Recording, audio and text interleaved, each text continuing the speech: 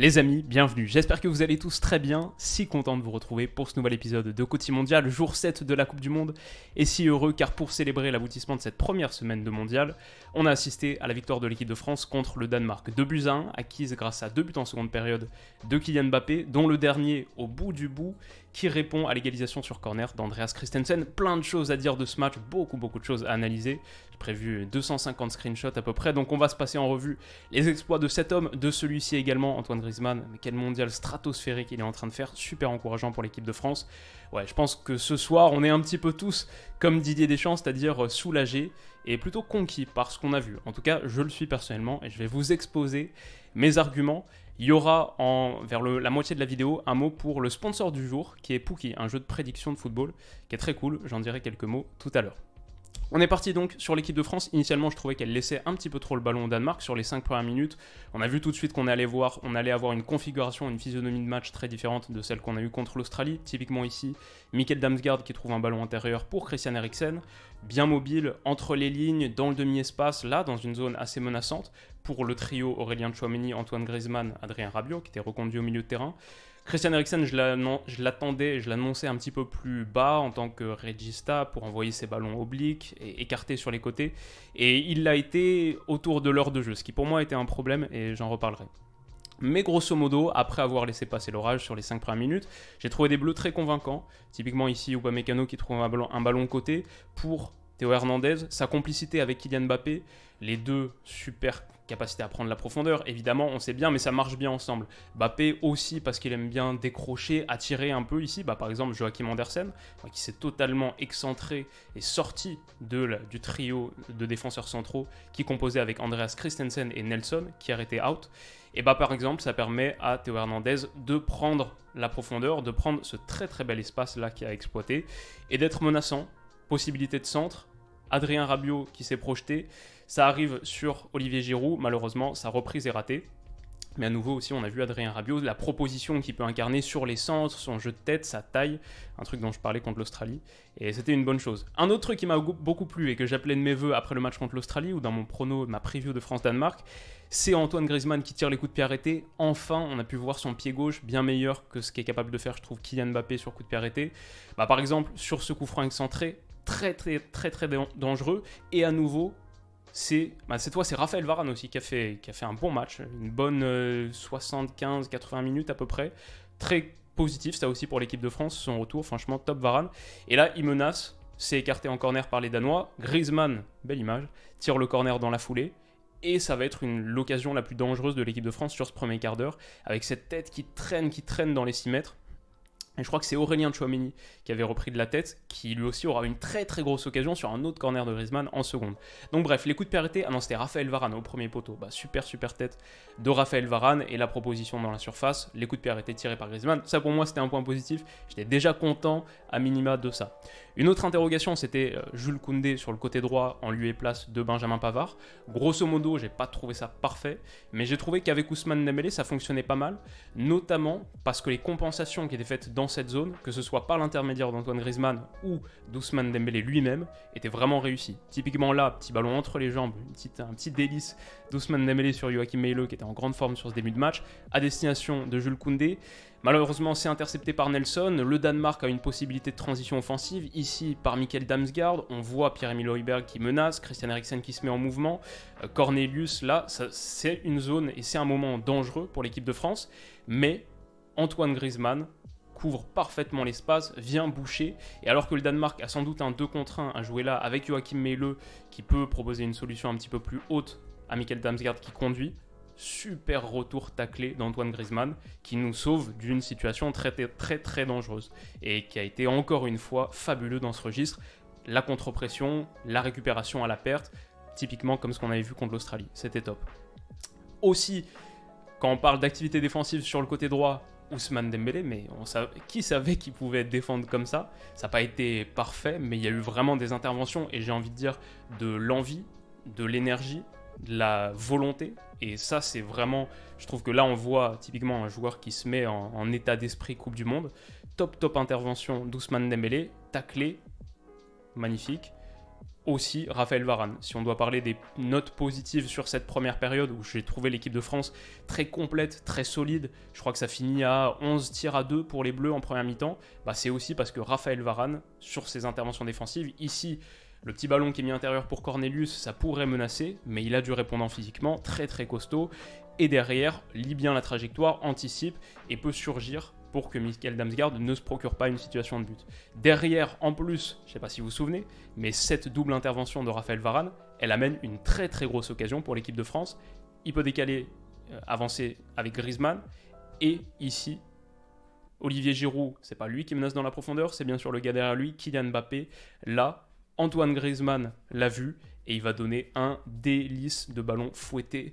Cette image, on peut l'accrocher dans son salon, elle est extraordinaire, et je pense pas qu'il y avait possibilité de donner une meilleure passe en étant simplement sur un plat du pied gauche. Je pense que s'il met un plat du pied, l'angle est un petit peu compliqué, parce que du coup on a Nelson qui peut revenir, et Kylian Mbappé, même s'il est très rapide, il va être un petit peu plus déporté sur le côté, sur sa récupération, alors que sur son contrôle orienté. Alors que Antoine Griezmann, en donnant cet extérieur du pied gauche fouetté, le ballon peut revenir dans la course de Kylian Mbappé, qui se l'emmène, et normalement ça doit faire carton rouge.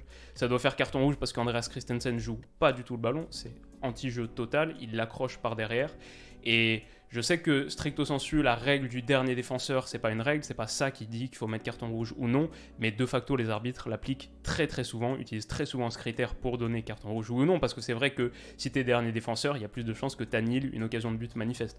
Juste dans la logique des choses, s'il y a un gars devant toi, quand t'es attaquant, a priori, l'occasion n'est pas si manifeste que ça, mais là, même si on regarde sur la ligne, Nelson est peut-être un petit peu plus avancé, là, Mbappé, tu le laisses partir, il part et personne ne le rattrape, c'est évident. Donc Christensen s'en sort très très bien, je trouve, sur l'action. D'ailleurs, il joue un petit peu l'intox, en genre il a mal à la tête, etc. On voit sa réaction au moment où il prend le carton jaune, il a très très peur de prendre le rouge, et bon, chacun peut penser ce qu'il veut. De mon point de vue, c'est un rouge qu'on peut donner assez facilement. Peut-être que Mbappé est un petit peu trop loin du but pour que ce soit évident pour l'arbitre de le sortir. Et c'est vrai qu'on joue seulement la 20e minute de jeu aussi, mais franchement, on n'en était pas loin. Enfin, regardez cette intervention-là. Je pense qu'il y a pas mal de choses qui sont dites dans cette image. En tout cas, voilà, l'équipe de France a montré que c'était une formation capable d'être dangereuse sur les transitions offensives, ça on le savait, mais je l'ai trouvé aussi assez complète dans sa proposition, son jeu de possession et de position, ici dans le dernier tiers. Par exemple, Ousmane Dembélé a fait beaucoup de mal sur son côté et a montré une vraie qualité de centre, pas de gauche là, il me semble que c'est Adrien Rabiot qui s'est proposé à nouveau ici, projection dans la surface, et évidemment c'est là, le Duc est là, il est présent au premier poteau, tête croisée, qui pousse Schmeichel à réaliser une parade assez costaud. Donc bonne projection d'Adrien Rabiot, et encore l'argument de la taille dans la surface, top. Upamecano, mais quel match il a fait, j'ai tweeté le mur d'Evreux, totalement, il a été fabuleux dans la protection du dernier tiers, ici il sauve un corner, se laisse pas avoir par Jesper Lindström, vraiment magnifique Dayot Upamecano. Et Kylian Mbappé, même si j'ai trouvé qu'il commençait un petit peu à manquer de lucidité, peut-être au retour des vestiaires, sur la première période, il a réussi des choses qui montrent qu'il est le code de triche de l'équipe de France, qui a aujourd'hui dans le foot de sélection un joueur capable de transformer un 1 contre 2 là, voire un 1 contre 3, bon allez, soyons magnanimes, disons 1 contre 2, qui a la possibilité de le transformer en un centre dans les 6 mètres. Ici, Kylian Mbappé, il est seul, pas de solution, pas d'appui, fait mine de rentrer, fait mine de sortir, mais rentre, la classique Kylian Mbappé, et regardez la distance qu'il a mis à son marqueur. Le seul problème, c'est peut-être le centre. Ici, il y a sans doute un centre en retrait à jouer pour Giroud, même pour Ousmane Dembélé si Giroud la touche pas.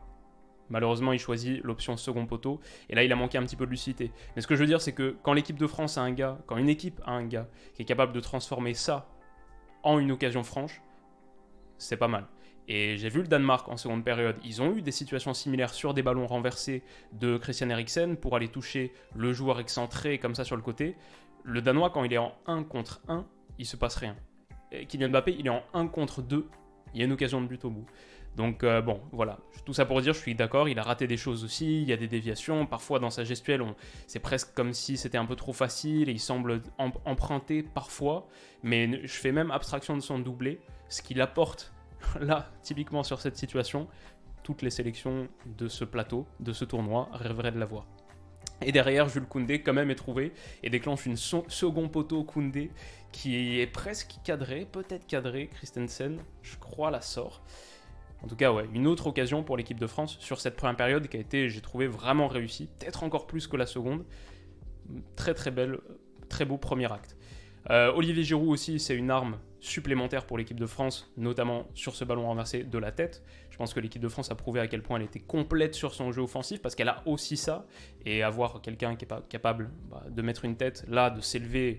Je dirais pas que Giroud, c'est le joueur de tête par excellence, il est beaucoup plus complexe que ça, et c'est même pas le meilleur de la tête, mais quand même, il apporte quelque chose que l'équipe de France n'a pas quand il n'est pas là, et un gars qui est capable de s'élever au-dessus de son vis-à-vis comme ça, ouais, c'est pas mal, moi j'apprécie plutôt. Ce qui permet à l'équipe de France aussi de menacer dans d'autres situations. Quand il n'y a pas de centre, il y a la menace du centre, c'est plus facile ensuite d'aller crocheter ou de mettre un ballon en retrait par exemple. Bref, super équipe de France offensivement. Défensivement, encore un retour d'Ousmane Dembélé qui s'était transformé en un défenseur de métier vraiment impressionnant. Et bon, on a aussi Dayot Upamecano, dont je dirai quelques mots après notre moment sponsorisé qui arrive tout de suite.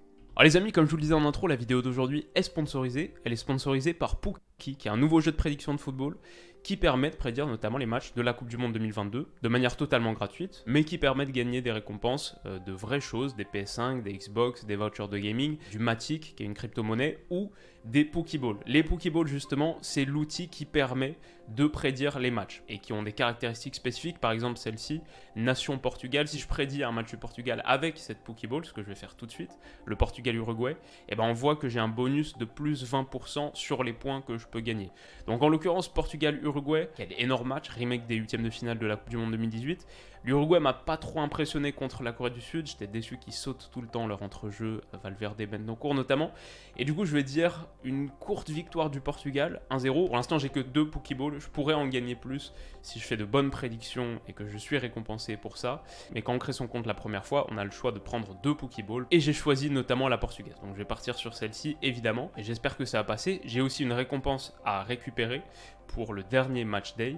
Et on voit aussi qu'avec les points que j'ai engrangés depuis le début de la compétition, typiquement mes Pokéballs, comme celle-ci par exemple, qui est la Pokéball France, qui va vraiment me servir, elle a 653 PXP sur 60, donc je peux l'upgrader, je peux la faire grimper quelques niveaux, au moins 4 ou 5 je pense, même plus, 653, donc je peux la faire passer direct au niveau 7. Et ça me permet, j'ai 7 boosters supplémentaires qui me permettent d'augmenter les points supplémentaires que je gagne sur par exemple l'équipe qui joue à domicile, mais aussi sur à chaque fois que je prédis un match où je vois plus de 2,5 buts. Et ça c'est quelque chose que je vois souvent parce que je suis très joueur, donc je vais mettre la plupart de mes bonus là-dessus.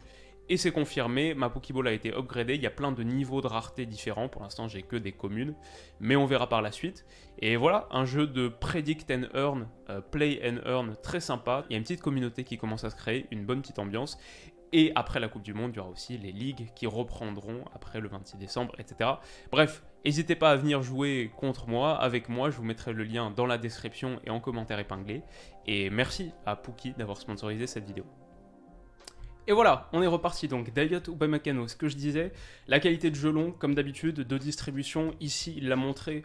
Upamecano, on le sait, par sa mobilité et parce qu'il est capable d'amener comme espace sur sa distribution, le ballon là, dans l'intervalle, pour Ousmane Dembélé, qui centre en retrait pour Kylian Mbappé. Grosse occasion, peut-être la meilleure occasion française au bout de la 40e minute. Une équipe qui est capable de faire ça aussi, de menacer de cette manière, sur des circuits finalement assez simples, du central au milieu offensif excentré, centre en retrait. Il y a tellement de mobilité, de vitesse et d'accélération qui est mise dans le jeu, d'incisivité, de tranchant, que ce soit par la passe, par le déplacement. C'est vraiment offensivement une équipe qui sait faire pas mal de choses. Alors voilà, grosso modo, j'ai trouvé que on a vu aussi ce qui était fait, le plan anti-Christian Eriksen, qui était un truc que j'appelais de mes voeux, j'en parlais dans la preview. Il faut surtout lui laisser le moins d'espace possible sur la phase de préparation. Et là, typiquement, on le voit pris dans ce ce petit triangle des Bermudes où j'ai trouvé que le rôle d'Olivier Giroud était assez important. Griezmann, qui n'est pas là sur cette action, souvent était en marquage individuel sur lui. Pas vraiment individuel, mais quand il était dans sa zone, en tout cas, il le prenait. Et Giroud, Adrien Rabiot, Tchouaméni, ce triangle-là, Eriksen a souvent disparu là-dedans. Et en première période, on l'a très très peu vu, ce qui était une bonne chose. On voit que dès que par exemple ça joue côté et que Eriksen peut avoir un petit peu plus d'espace, regardez la course d'Aurélien Tchouaméni pour vite aller le serrer. C'est sa priorité. Il grimpe vite sur Christian Eriksen pour pas le laisser respirer. On voit quand il arrive, il ralentit un peu la course. C'est bon, Christian Eriksen a été neutralisé.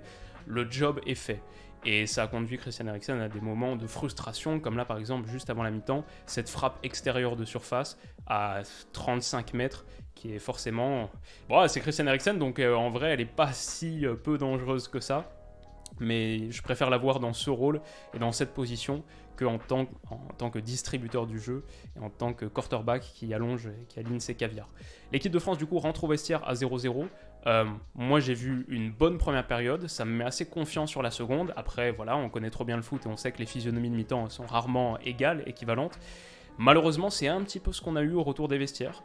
Il y a eu des choses pas mal, comme typiquement la 60e minute de jeu, Aurélien Tchouaméni, ballon renversé à destination d'Antoine Griezmann, super contrôle enchaîné sur Nelson qui j'ai trouvé était en grande difficulté côté danois, parce qu'il est assez fautif sur l'action. Griezmann se l'enchaîne, ça passe au-dessus, mais ça c'est la 60e, et entre la 45e, la 60e, je trouvais des Bleus qui ont baissé un petit peu dans leur intensité, et qui laissaient un petit peu trop le ballon au Danemark. C'était moins bien, même s'il y a 2 buts marqués, moi, la première période m'a plus parlé. Beaucoup plus de contrôle, de maîtrise, peut-être je me transforme en Didier Deschamps, mais c'est celle que j'ai préférée, je crois. Et on voit par exemple, le travail d'Antoine Griezmann défensivement également sur cette action spectaculaire. C'est d'ailleurs cette action 10 secondes plus tard, on le voit, ballon récupéré là sur le côté, il y a un petit cafouillage et 10 secondes plus tard, c'est ça qui amène le premier but de l'équipe de France. Grâce à ce travail si bas d'Antoine Griezmann qui me convainc 100 fois. Aurélien Tchouaméni, petit extérieur du pied à destination de Théo Hernandez qui est trouvé dans beaucoup d'espace, peut aller faire sa course. Sa course ne durera pas trop longtemps parce qu'il la donne très vite, bien sûr il la poursuit. Et vous connaissez la suite de l'action, Mbappé peut rentrer intérieur. La course de dédoublement de Théo Hernandez, ce que j'aime beaucoup, c'est qu'elle n'est pas extérieure, elle est intérieure, encore plus menaçante dans cet espace. Il va être trouvé magnifiquement par Kylian Mbappé qui la met vraiment dans le tempo magique. Et ça c'est peut-être un truc qui est un peu sous-coté, si on peut employer le terme, dans la palette de Kylian Mbappé. C'est que je trouve que sa qualité de passe, ici parfaitement dosé et vraiment juste avant qu'il y ait hors-jeu, magnifique. Déplacement de Théo Hernandez, c'est parfait. Kylian Mbappé reprend, ça fait 1-0. Mais ouais, elle est vraiment très très bien mise. Et ça me parle beaucoup. Pour un joueur offensif, ce que Théo Hernandez apporte, je l'ai tweeté, le combo Kylian Mbappé plus Théo Hernandez sur le côté gauche, ça c'est le vrai cheat code footballistique. Réaction de Didier Deschamps qui dit beaucoup de choses, ses réactions sont vraiment très très fortes. Guy Stéphane qui est lui plus mesuré. L'équipe de France prend l'avantage, Olivier Giroud sort dans la foulée et je pense que ça va avoir un petit impact. Alors peut-être à vérifier encore plus longuement en étudiant spécifiquement ces phases-là de jeu, mais je trouve que le Danemark reprend grosso modo le contrôle du match, notamment parce qu'il y a un petit peu moins de pression devant. Peut-être que l'équipe de France, score effect à 1-0, naturellement descend un peu plus, peut-être qu'il y a le mur physique de l'heure de jeu qui joue. J'ai trouvé par exemple Adrien Rabiot a vraiment décliné physiquement et je trouvais que ça manquait un petit peu de mobilité, c'était pas fou.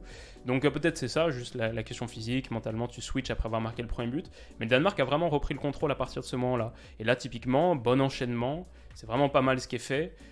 Jesper Lindström qui est un sacré petit joueur qui envoie Théo Hernandez dans le vent, qui a eu des moments défensifs un peu plus compliqués aussi. Ça n'a pas été parfait de son côté. Et là il envoie ce centre qui est repoussé un peu à moitié par Jules Koundé, par Upamecano. Ça va revenir sur les Danois in fine, qui peuvent retrouver encore ce côté droit. Et là, centre, ça doit faire corner, mais surtout, une fois que ce ballon a été mis, un ballon assez classique dans le foot, quoi, ce petit ballon intérieur au bord de la surface de réparation, je comprends pas que Adrien Rabiot ici suive pas et soit pas beaucoup plus proche du porteur. Il va un peu se décaler et se positionner au niveau du bord de l'arc de 6 mètres. On le voit ici par exemple. C'est pas par exemple, on le voit ici tout court. Il vient pas du tout chasser le porteur, il se distance, reste vraiment très lointain. Et même une fois que le centre a été repoussé par Dayot Upamecano, ça revient sur le porteur, pas de mobilité, pas de mouvement. On voit que Théo Hernandez, lui revient, mais Adrien Rabiot, pas très concerné par la suite de l'action. Et je pense que c'est Lindstrom peut reprendre tranquillement et envoyer un nouveau centre. Alors, l'arbitre, Monsieur Marcignac, estimera finalement que le ballon était sorti, donc il donnera corner pour Upamecano qui a repoussé. D'ailleurs, on voit que le Danois, et je pense que c'est Rasmus Christensen, n'est pas très heureux que Jesper Lindstrom ait repris. Il préfère le corner, parce que les Danois ont raison de préférer les corners, parce que c'est des brutes épaisses sur corner, ils sont absolument trop forts dans cet exercice.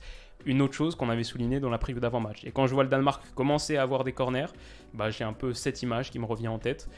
Ce cauchemar aussi de Copenhague il y a deux mois, où ils avaient aligné en 5 minutes 3 corners à base de blocs NBA qui nous avaient mis vraiment dans le mal. Thomas Delaney à la reprise, qui était forfait sur ce match, heureusement pour nous. Mais voilà, les Danois, combinaisons sur corner, c'est vraiment, je pense que c'est les meilleurs du foot mondial sur les combinaisons sur corner, sur leur qualité de coup de pied arrêté. Ils ont un super tireur, ils ont plein de petites techniques. Et ici, Christian Eriksen dépose premier poteau, c'est repris par Joachim Andersen, et ensuite par Andreas Christensen au second poteau. Ça fait un partout, c'est le coup de froid, et la France commence vraiment à retomber dans un travers qui est le travers de Copenhague, la vulnérabilité sur coup de pied arrêté défensif, et laisser notre ami Christian Eriksen dans beaucoup trop d'espace. Alors ça c'est le match de Copenhague, mais j'ai vu exactement la même chose se reproduire à un partout. Eriksen, beaucoup trop d'espace là, pour aller envoyer des ballons très dangereux. Encore ici, il est trouvé, et on voit les milieux offensifs français, les milieux français s'écartent du futur porteur. Eriksen, tellement d'espace là pour aller déclencher. Enfin, ça, c'était vraiment ma hantise, j'en ai parlé en longueur sur la preview d'avant-match, et boum, peut aller envoyer ce ballon renversé côté gauche, qui est très très menaçant pour les Bleus. Même on voit Koundé, il ne sait pas forcément comment sortir sur cette situation. Enfin, ça, c'est quelque chose qui peut être beaucoup plus réduit en simplement neutralisant le porteur initial, surtout quand c'est Christian Eriksen. Et ça, c'est vraiment quelque chose qui m'a déçu. Je ne sais pas si c'est le fait d'avoir pris un coup sur la tête après le 1 partout, ou physiquement, que le capital est décliné, tu défends un peu moins en avançant. Mais là, typiquement, Adrien Rabiot, bon, on le voit à la base surgir sur Eriksen, mais très vite, quand il se rend compte que Mikkel Damsgaard derrière lui est plus libre dans l'interligne, et après, il faut dire aussi dans le demi-espace, il faut dire que le Danemark joue très bien ces coups-là, mais voilà, la France savait plus trop qui prend qui, peut-être Tchouaméni un peu trop bas, là, je sais pas, mais du coup, ça conduit Rabiot à reculer, surtout cadrer, venir et marquer Damsgaard, même si finalement, on revient sur lui là, mais ça laisse encore Christian Eriksen dans une bulle d'espace, une poche d'espace. J'ai dit, on lui laisse 15 mètres, on lui donne le fauteuil et les chips, et c'était un peu frustrant de le voir avoir autant de possibilités. Alors il y a une très bonne chose pour l'équipe de France, je trouve, qui change la donne et surtout qui est très très positive pour la suite de la compétition, c'est les entrants, la qualité des entrants. Varane et Dembélé, chacun ont fait leur match, bon match, mais quand tu peux faire entrer Konaté et Kingsley Coman, qui a fait une super entrée, ouais, ça c'est pas mal. Alors du coup, on a Antoine Griezmann qui tire un corner. À nouveau, Antoine Griezmann sur coup de pied arrêté, c'est un oui, c'est validé pour le reste de la compétition normalement. Aurélien Tchouaméni au second poteau, sa tête plongeante passe juste au-dessus, dommage. Ici, Kingsley Coman, j'ai voulu garder la séquence parce qu'il met une petite danse au défenseur gauche danois, mine de centre, mine de passe. En fait, il touche pas du tout le ballon. Hop, juste la petite feinte qui fait que le gars se jette. Et derrière, le ballon peut poursuivre sa course. Et lui enchaîne un centre, très dangereux. Ça donne corner. Voilà, je pense que l'entrée de Kingsley Coman a fait beaucoup de bien. À nouveau, on le voit ici, sur un ballon, très bon ballon de Jules Koundé, qui a eu des moments un peu plus compliqués défensivement, mais par exemple là, il brille, il se met vraiment en valeur. Super ballon à destination de Kingsley Coman, qui menace dans la bonne zone aussi, qui a la vitesse pour transformer cette situation où on a une ligne qui est alignée de cette manière, lui est là, derrière son défenseur, il transforme ça en une situation où il va récupérer le ballon au bout, parce qu'il a une telle qualité de vitesse. Regardez ça, extraordinaire. Et derrière, l'équipe de France a une très grosse situation qui devient même un but. Le crochet de Kingsley Coman atterrit sur Antoine Griezmann. Kingsley Coman est là, ok, je connais ton pied gauche, je connais cette merveille du monde, à toi de jouer. Antoine Griezmann ne se fait pas prier, envoie un délice de centre au second poteau, un délice de centre que Kylian Mbappé reprend dans le but vide. Ça fait 2-1 pour les Bleus. Oui, ça c'est une réaction appropriée.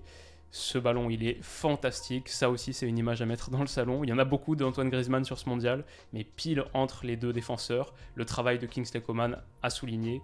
et magnifique ballon renversé à destination du second poteau. L'équipe de France marque le deuxième but. La fin de match, ce sera plutôt une exhibition tranquille pour les Bleus qui ont assuré ce qu'il fallait assurer.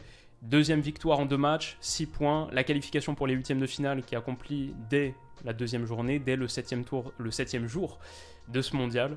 On ne pouvait pas rêver mieux, on ne pouvait pas espérer mieux. Et moi qui pronostiquais un partout sur ce match, je suis ravi aux anges de voir l'équipe de France qui a su réagir une fois le but de l'égalisation concédé. Donc voilà grosso modo ce que j'ai à dire de tout ça. Écoutez, là, malheureusement, Argentine-Mexique a déjà commencé à l'heure où je m'enregistre. Donc j'ai regardé bien sûr aujourd'hui Arabie Saoudite-Pologne. Et l'autre match qui était un peu moins fabuleux et que du coup qui est même sorti de ma mémoire là. Mais on va analyser ces deux-là, plus Argentine-Mexique, demain matin. Je vais le regarder là, je vais prendre le live, revoir ce que j'ai raté. Et demain, il y aura, bien sûr, parce que c'est la promesse de ce mondial, tous les matchs de la Coupe du Monde sont analysés sur la chaîne. On les a tous faits pour l'instant. Donc demain, rendez-vous très tôt. Et ce sera une journée à 3 vidéos du coup, parce qu'il y a aussi Belgique-Maroc. Et il y a aussi Allemagne-Espagne le soir. Demain, ça va être totalement démentiel. Pour un dimanche, si vous voulez être tranquille chez vous et passer un petit moment sur la chaîne, voilà, ça va être génial. Je vous remercie de votre soutien grandissant. On est 504 000 aujourd'hui. Chaque journée, on prend 1000 abonnés. Si vous ne l'êtes pas encore, que vous voulez pas rater toutes les vidéos de la Coupe du Monde ou juste me faire plaisir, n'hésitez pas. Petit pouce bleu, vous pouvez vous abonner. Ça m'encourage énormément. Et voilà, on en a fini pour aujourd'hui. Je remercie également et enfin mon sponsor Pookie que vous avez pu voir. Il y aura le lien en description et en commentaire épinglé. Et on se retrouve demain pour l'analyse de tous ces très très grands matchs. Vive la Coupe du Monde, vive le football et à demain. Bisous.